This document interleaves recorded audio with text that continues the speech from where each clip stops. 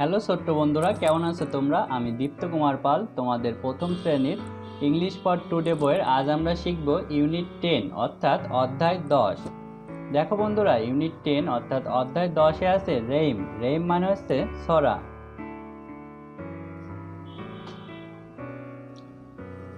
Listen 1-3 অর্থাৎ part 1 থেকে 3। দেখো বন্ধুরা, এতে আছে লুক, লিসেন অ্যান্ড সে।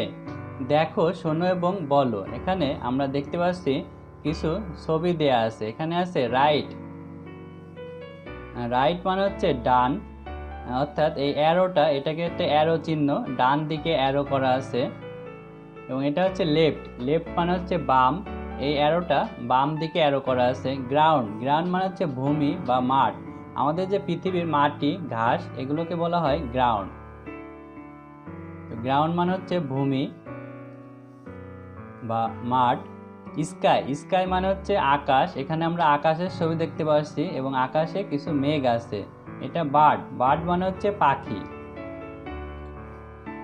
রেইম, আমাদের ছড়াটি নিচে আছে। দেখো, এখানে আছে বিতে আছে রেইম ছড়া লুক, লিসেন্ট অ্যান্ড সে। দেখো, শোনো এবং বলো।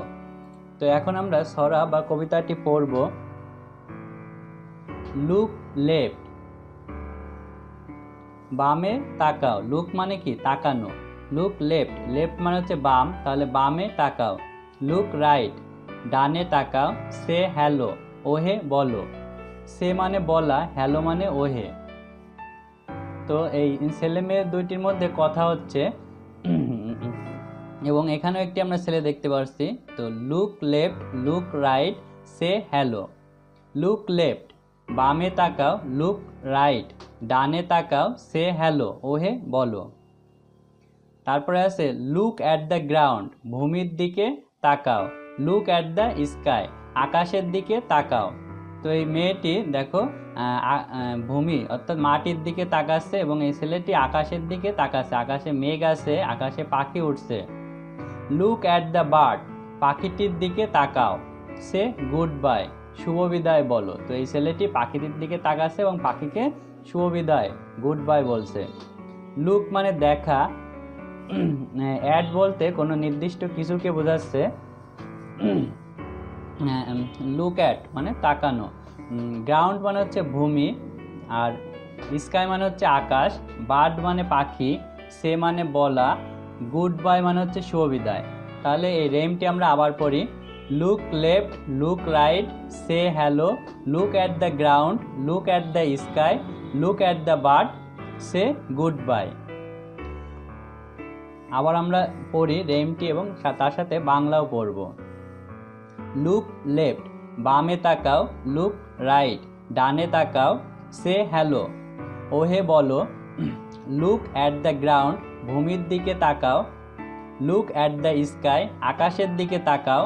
লুক অ্যাট দ্য বার্ড, পাখিটির দিকে তাকাও। সে গুড বাই, শুভ বিদায় বলো।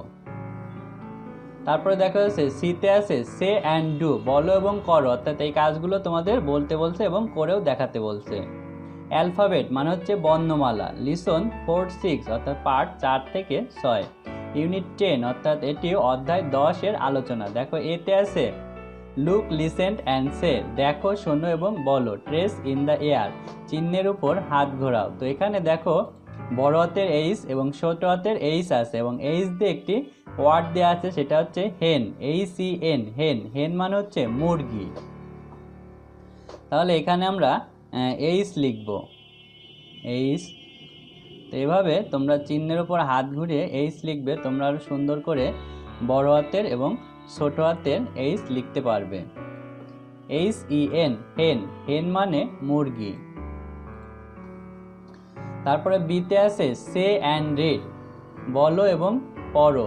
ট্রেস অ্যান্ড রাইট, চিহ্নিত করো এবং লেখো। তো এখানে তোমাদের এভাবে বড় হাতের এইচ এবং ছোট হাতের এইচ লিখতে হবে। তোমরা তোমাদের খাতায় আরও সুন্দর করে এভাবে এইচ লিখতে পারবে।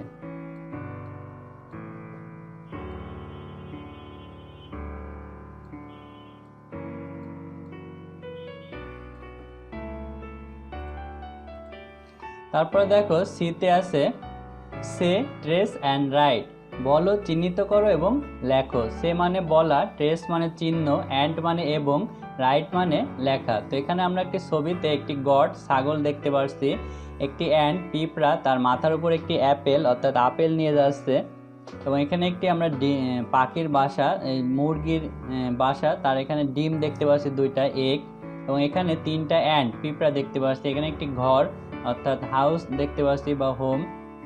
তারপর এটি হচ্ছে হেন মানে মুরগি।